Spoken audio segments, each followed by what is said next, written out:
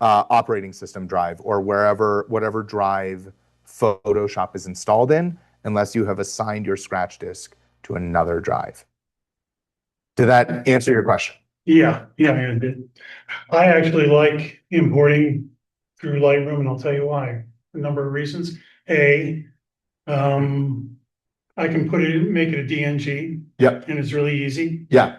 Two, I have a third backup. It's actually a laptop or my desktop. Then I have the other two terabyte drives. So I have a third actual physical thing. If I have a laptop, I can wander to a copy shop and I don't have to have I don't have to. It's already on there. It's ready to work on. Yeah. So, and then, like I said, I think the biggest advantage for me is just I have an extra copy of it actually on my Mac or my desktop. How many of you are up to date on your edits? In other words, like, for me, for example, if I do a shoot tomorrow, I say to the client, like, listen, great shooting with you. Here's a teaser straight from my camera to my phone, to them. But like, I've got 4 shoots in the queue. It's going to be, a week and a half, 2 weeks before I get you a proof gallery. So, like, I'm like just getting home and archiving stuff almost immediately, as opposed to having it kind of fast and ready to go. Someone who is doing this, like professional. Yeah, working in the field. Yep. In the field, opposed to, I think most of us who are, probably more on the serious hobby side. That's fine. So that way, well, and it's also clear, like, you have a system that is pretty like ironed out and working. I don't want to intercept that system.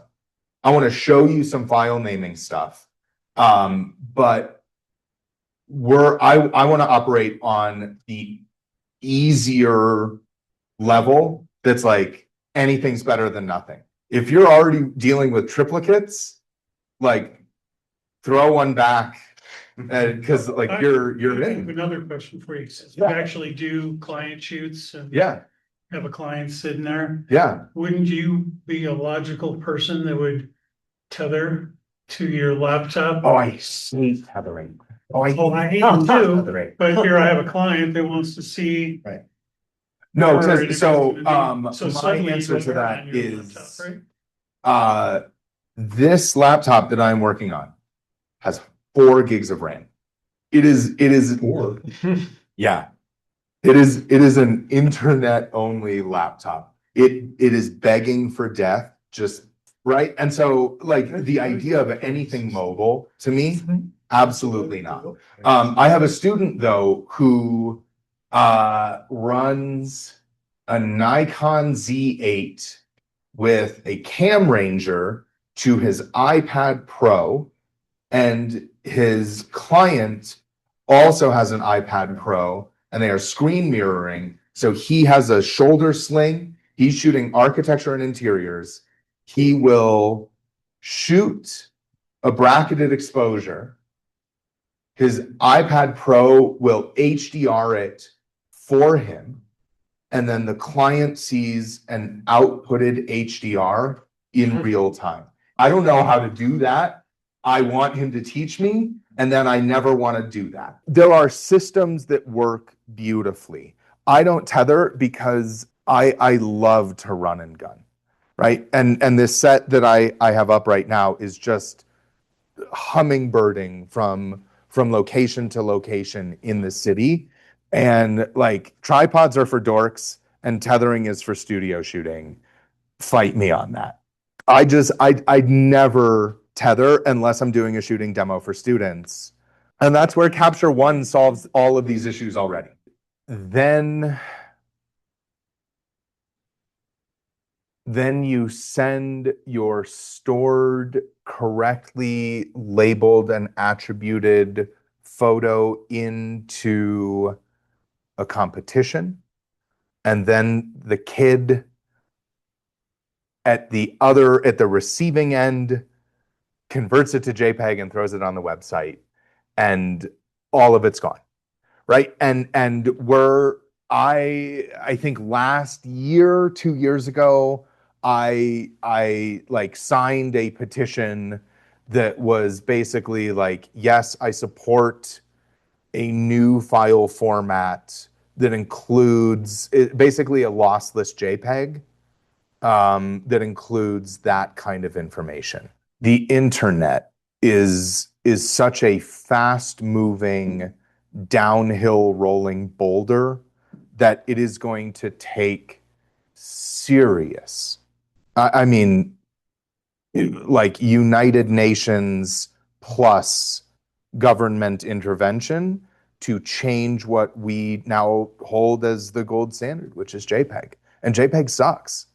It is small and fast, and that's it. And it was built for an internet that no longer exists, right? Or it served an internet that is 3 decades old at this point, right? So yes, we do need a better file system. We need a better image system. And we're stuck with JPEG, right? And so all of the attributing, all of the XMP information, all of it, as soon as you start to distribute your work digitally, that stuff gets stripped off 99% of the time. So you can manually, type it in and include that, on a website or something like that. But that's laborious, right? You could write a script that pulls XMP information and auto-populates a caption on a website. Some websites do that, like the photo websites do that, but the file itself, more often than not, just gets stripped of all your hard work, and you are left at the end of the day, JPEG that's been scaled down on what? Cloudflare, right? That's where it lives. And try as we might, you want someone to see it the way you demand it, print it. Pay the money, make a really nice print, and then you hand it to them and you say, here, this is the photo I want you to see. And they go, well, that's printed on matte and I prefer luster. And you're like, well, I quit, right? But I think that's the difficulty, right? I have had clients who say to me, why is everything so warm? And I say, well, because you have night mode on your phone. How can you take these people seriously if, are they working on calibrated monitors? Can you even quality control when you email a photo to someone? Like, no. So at some point you have to pick your battles and say, I'm gonna work on the best image I can under the best practices that I think fit my lifestyle. And beyond that, like, you do the best you can. There's a practicality element that you just cannot ignore in this stuff. So here we are, Jason born in London. So you have one giant folder called photography or media, right? And then you have year, month. And this is where you did a shoot in October, and this is where it lives. Jenny Munson, outdoor downtown city lifestyle. I create this folder on my hard drive. I put my card into my computer. I copy files from the card into this folder. Now my RAWs live here. And this is all of them. This is actually an abbreviated set, but now my RAWs live here. And when I am ready, I can just drag this entire folder into Lightroom and import it, right? And when I do that, I'm not copying it. I'm just adding it into my Lightroom catalog, and the files live on my external hard drive. Make sense so far? Is this roughly what we've been doing? Excellent. My catalog is stored on my primary operating system hard drive.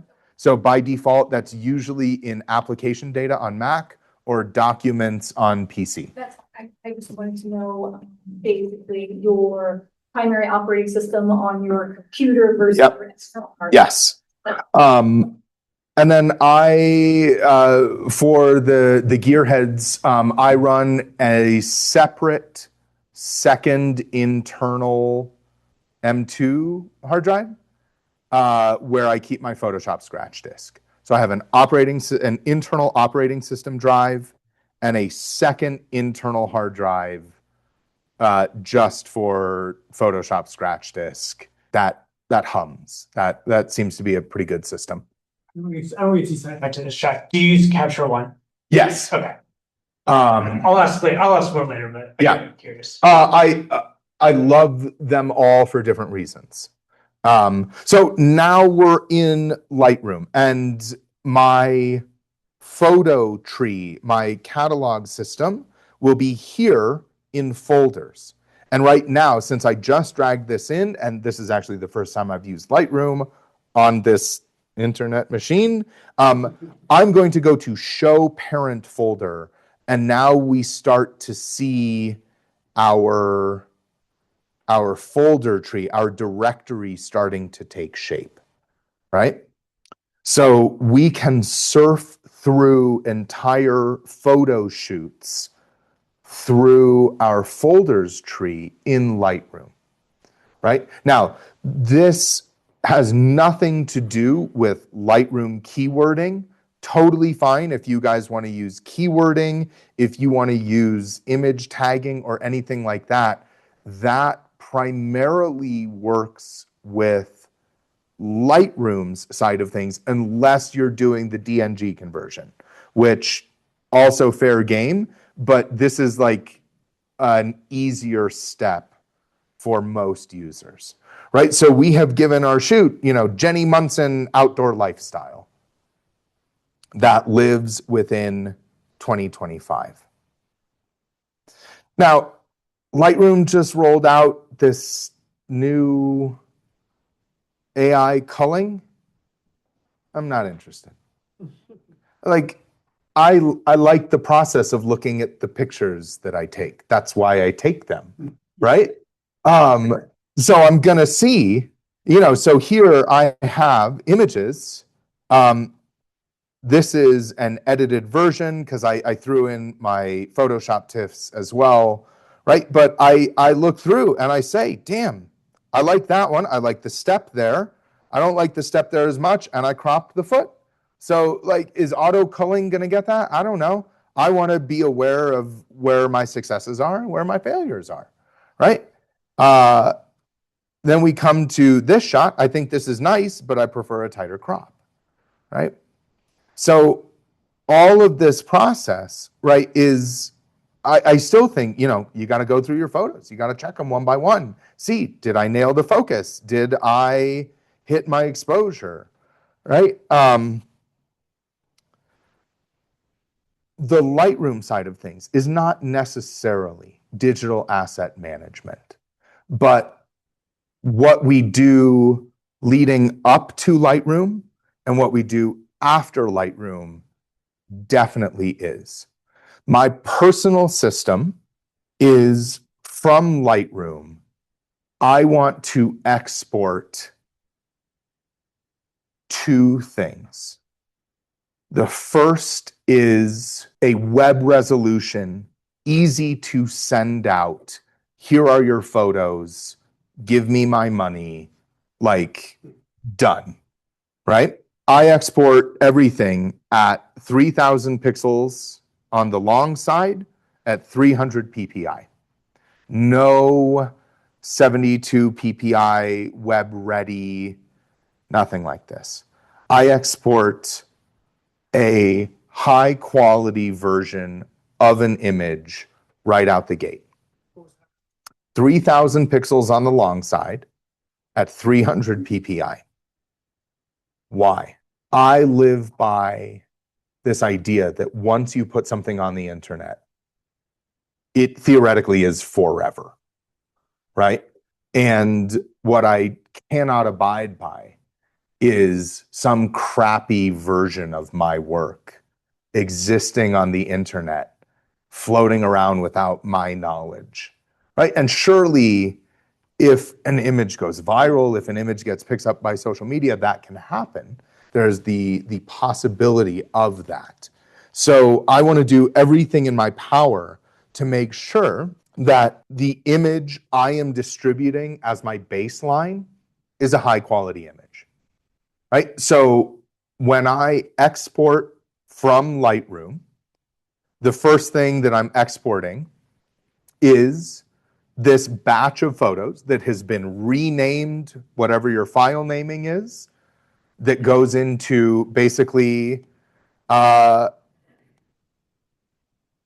a web-ready folder, right? So all of these are renamed to like my initials, the client's name, the date, and then a sequence, and they're ready to send to the client. This is what I put up on a Google Drive in a client folder. They can grab them, they're off to the races, right? I also export full resolution JPEGs. Full resolution JPEGs in case I want to use them for teaching demos, in case I want to revisit something, but I don't want to go back into my TIFFs, anything like that. And then when you work in Photoshop, you are automatically creating a TIFF. So I have my TIFFs, my like lossless, true versions of the photos. All of these, the TIFFs go back into your root directory where your RAWs are located. So the TIFFs go back into where your RAWs are. You don't even have to worry about that. They just sit on your hard drive collecting dust in case you ever need the full final edit of a shot. I export my JPEGs to my desktop because I'm probably going to work on those. And then when I'm done, sending them out in emails or whatever it is, I copy the web resolution, 3,000 pixel images, to that same folder and the high res. So all of it is in one place in my folder tree, right? So here we are, we're in my photography folder, 2025-10, Jenny Munson. I have high-res JPEGs, low-res JPEGs, RAWs, and TIFFs all in one place. And I can search these, or I can search the month, I can search the entire folder through not opening any additional software, right? In case Lightroom is on the fritz, in case, I'm not using Lightroom, etc. This system also integrates beautifully with Capture One, which is why I like, because I will run both. And so you can easily drag and drop folders in Capture One. You can't really do that in Lightroom without your catalog map kind of getting screwy and having to find things. So I find this process works. It's scalable very, very easily, right? You can run this system with 500 photos a month, with 5,000 photos a month, with 50,000 photos a month, right? Anyone shoot weddings here? This is what blew my mind. We had a weddings and events instructor who ran a wedding company, and he had 14 photographers shooting under him.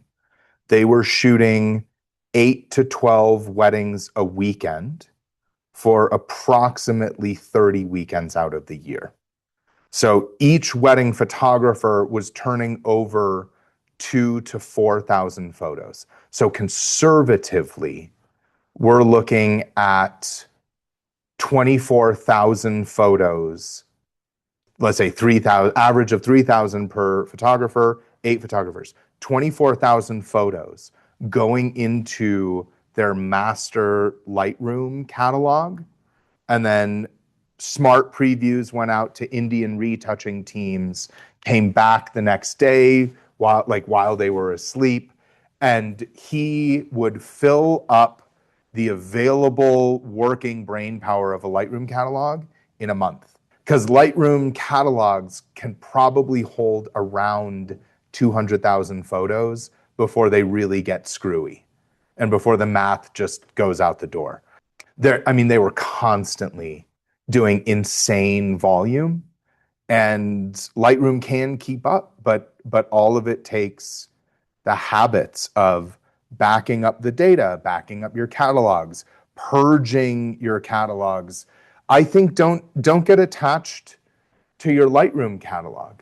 Do some spring cleaning. It's cathartic. It releases some demons. Be upset about keeping those catalogs or keeping, going into Photoshop and keeping a file with 40 layers. And then I realized really quick, even if I went back and edited the same image 2 weeks later, I think I'm better 2 weeks later. Yeah. And I wouldn't do the same edit. Yeah. So how do you purge Lightroom? You can do it a couple ways. The correct way is to make a new catalog, right? This is just file, new catalog. I prefer the ghetto method, which is Command or Control A, select all, right click on one of the photos and select remove photos. And it's going to say, oh, do you want to delete them from disk? No. That will remove them from your computer. We're just going to remove them from Lightroom, and Lightroom will scrub them. Right? Now, in practice, if you have a catalog that's like 20, 30,000 photos, Lightroom gets a little bit chirpy at you, and it's like, hey, don't do more than 5,000 at a time. I think there may be a fail-safe built into that they just don't talk about, but like you grab chunks of them and you click and remove photos. Lightroom does have a known fail-safe. You cannot use keyboard commands to affect multiple photos in Lightroom. They do this on purpose so that you cannot fat finger and delete your entire catalog with the push of a button. You can impact multiple photos with the mouse, though. And Adobe engineers were like, well, if you're clicking on stuff, we assume that you're doing it with a little more intention, right? So you can delete multiple photos by clicking on them and selecting remove photos. But I have 104 images here. If I hit delete, it would only delete the last one in the list. So I'd have to hit it 103 more times to delete all of these by the keyboard. Yeah. So if you create a new catalog, Yep. the other catalogs that are existing on your drive, would you delete those? Yeah. Because it's the principle, damn it. Like, be done with them. Start a new catalog. It's not going to kill you, right? And all of this presupposes that you have a different system where you know where your raws are. And then right? do you save your catalog on another hard drive? I don't, because I live dangerously. I actually don't back up my Lightroom catalog at all. I am that detached from Lightroom that I don't care what happens to that. Right? Create a new catalog, you delete the old one. Yep. You go back to your pictures that you Right. edited. Yeah. All your edits are Yeah. still in there, you just lose your history, right? You all of the changes you make. So if you export the photos out of Lightroom back into your hard drive, right? This is the life cycle that I think that I want to share is photos come into the computer, copied to your hard drive in the right folder, right? You then take that whole folder, pull it into Lightroom, do whatever it is you want to do to your images, and then you export the images out of Lightroom back to that photography folder, right? So when I'm doing this, keep in mind, I keep a new catalog for every single project. Yeah. You know, sometimes I'm taking all those raws and I'm backing up to another 8 terabytes or whatever, and that might take Yeah. 45 minutes or something like that to download 1,400 pictures or whatever. Yeah. I can take the Lightroom catalog though, and when I just say back up, that entire thing takes 10 seconds. Yes. So it can't be really taking up that much space. So why not just keep it?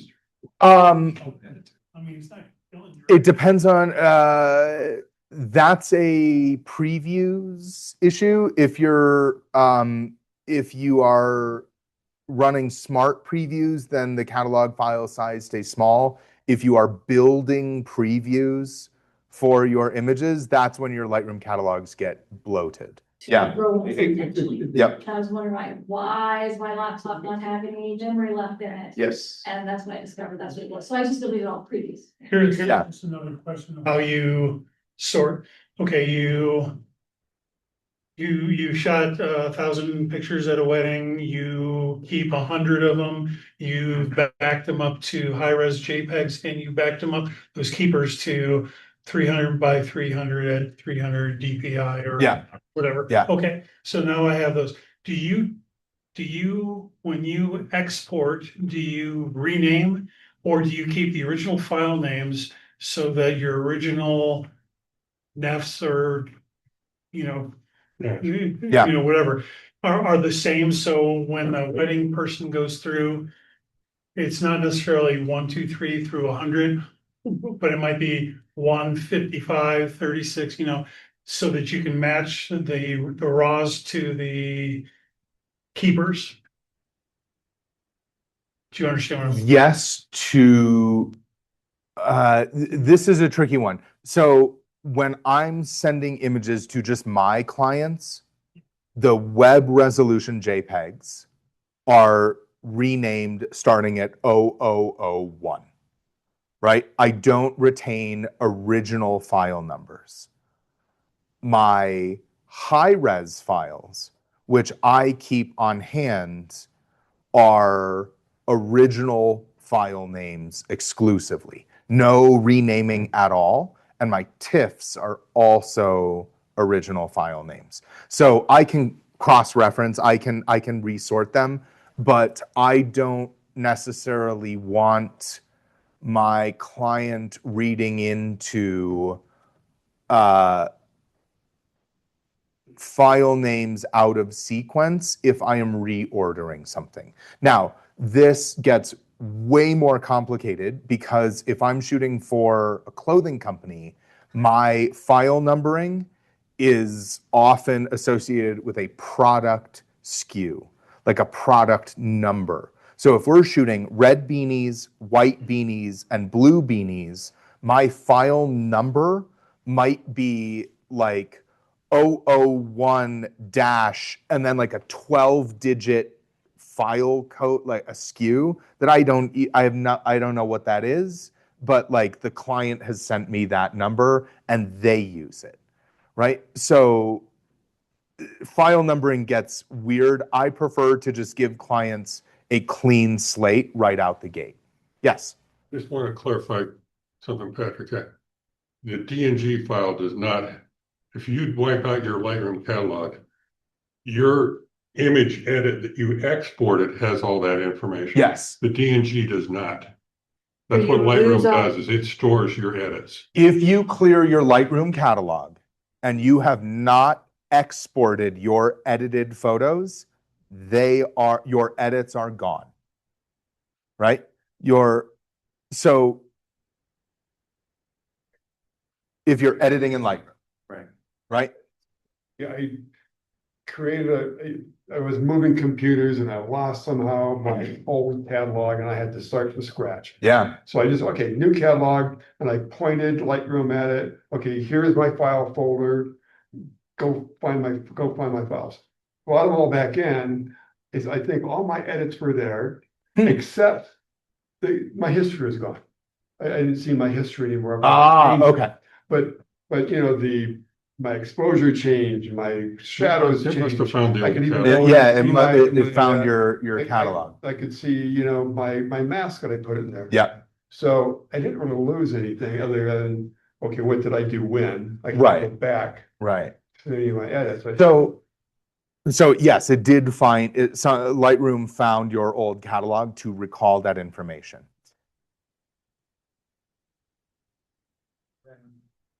Maybe I'm wrong about that. I can't like the catalog stores all those changes. So the idea though is your photos go into Lightroom.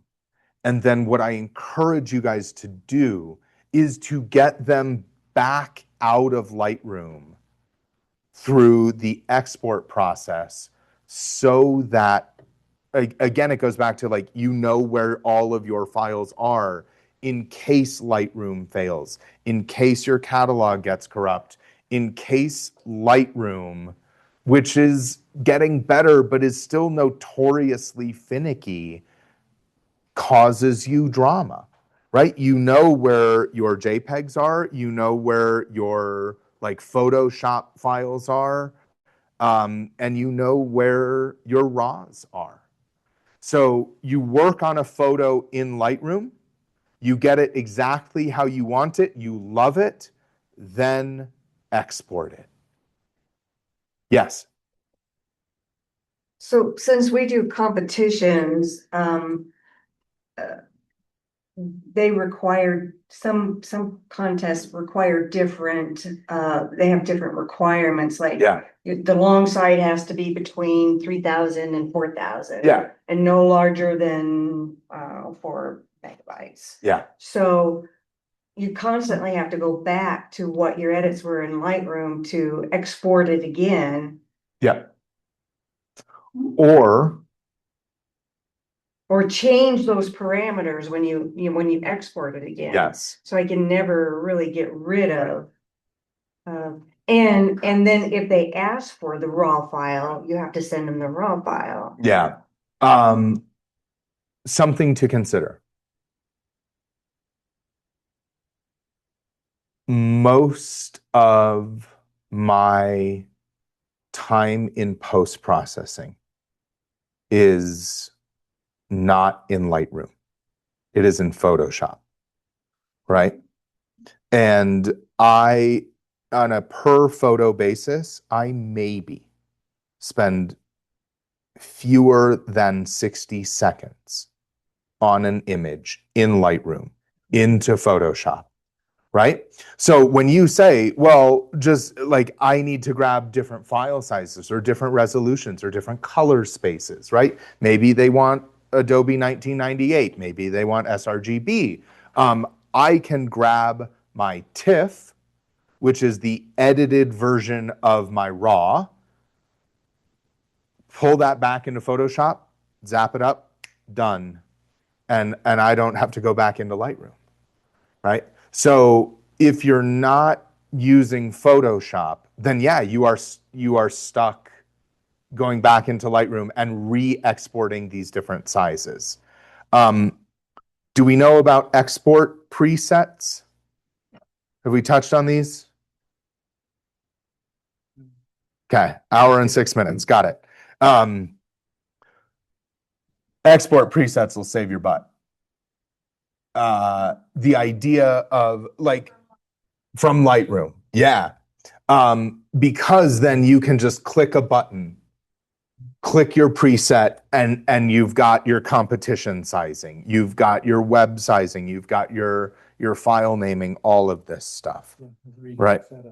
So that's a quick workaround to get you out of Lightroom onto the desktop again, where you're looking at your files and you have your JPEGs and they're like ready to send out.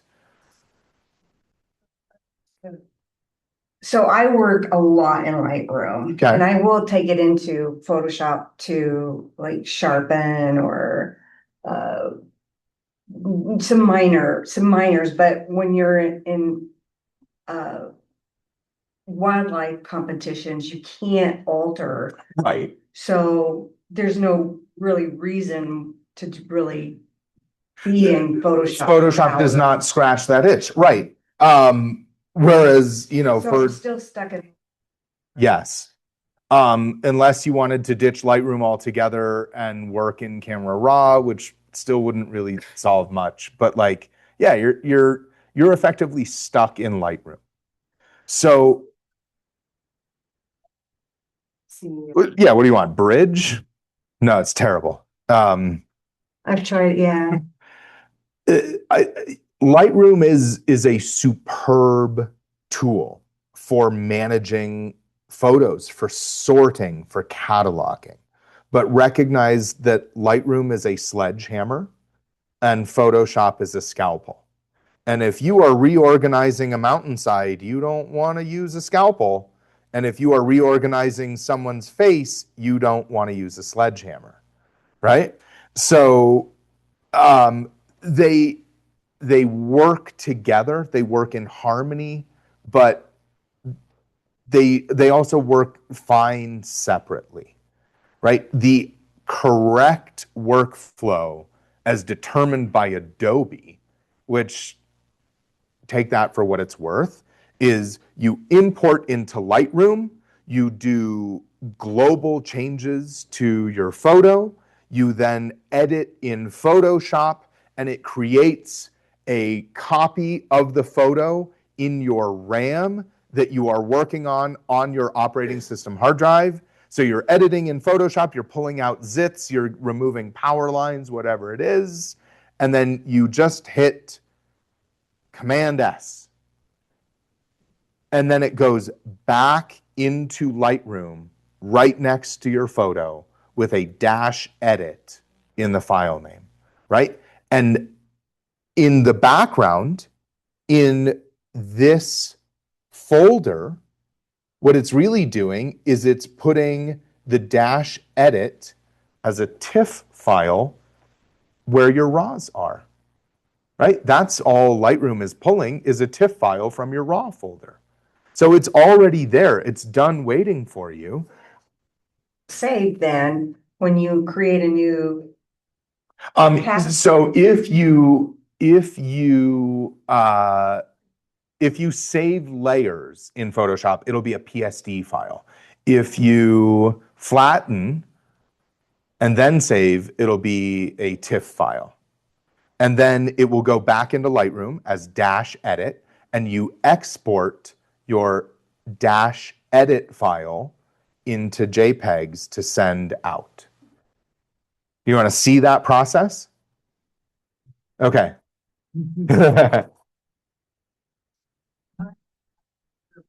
Photo, when you bring it back into Photoshop, I mean, if you flatten it and go into. That's it. Yeah. So You can't undo it. that's correct. Right. So that's if you want to revisit your photoshopping, then don't flatten. If you're like, Instead of flat. right. Well, no, flattening, merging down, like either way, the result is the same. Like you're done with that file. You're moving on. Like for my own work, I never revisit an edit because it's already been sent out to a client. Like unless it's something catastrophic that I would have to stop their production line. Once I send it, like I'm out. And so that presupposes then that like once I've flattened it, I'm really not going back to it. We're out of time. So for the Zoom and for the recording. I edited it down. What's that? I will edit. Okay. The giant takeaway here is not Lightroom catalogs. It is not Photoshop workflows. That's a separate topic. And God, we could talk another 6 weeks on that, right? The takeaway here is you want to build in some lifestyle of backing up your work. And it could be as simple as buying an external hard drive, right? Going to B&H, grabbing something on sale on Black Friday, copying the entire photography folder onto that drive. You have just bought yourself peace of mind that if your computer breaks the next day, your work is safe, right? The next step from that is buy another hard drive, back up your backup, right? Because we want things to live in threes. Maybe it's on your computer, it's on your external hard drive, and it's on a backup drive. If that isn't enough, if you seek a cloud-based alternative, you've got Google, you've got Backblaze, you've got OneDrive, you've got independent server hosting. There are a million different cloud-based options. All of them are begging for your dollars because cloud computing is just a small mom and pop startup, right? So, no, that's a bad joke. Like, but they are competing for your business, and so they will incentivize you storing your entire life on their platform. My problem with cloud computing is something that we all run into, which is that we're talking about terabytes of data. And if you are not looking to upload 30 terabytes to cloud storage, then you need disk storage, right? Because uploading your entire life's work to a cloud storage solution could take several days, several weeks. And for some people, right. And if we're talking about, hundreds of thousands of photos, that's just not viable. So what I propose to you, buy a hard drive, buy a spinning disk hard drive, one of these Seagate drives. They're pretty damn reliable, right? Put your work on there, back it up, buy yourself peace of mind. Recent work, stuff that's important to you, stuff that you're really cooking with, you're sending it out to competitions. It's on your website. That goes on a cloud storage. Google Drive, I think, is a great starting place. I use the Google ecosystem. I think it's accessible, it's quick, it's easy to navigate. You want to put the recent stuff on the cloud, keep costs down, keep transfer speeds reasonable, and that's a pretty good compromise. Well, Mike, thank you. Thank you all. Thanks, guys. Have a good night.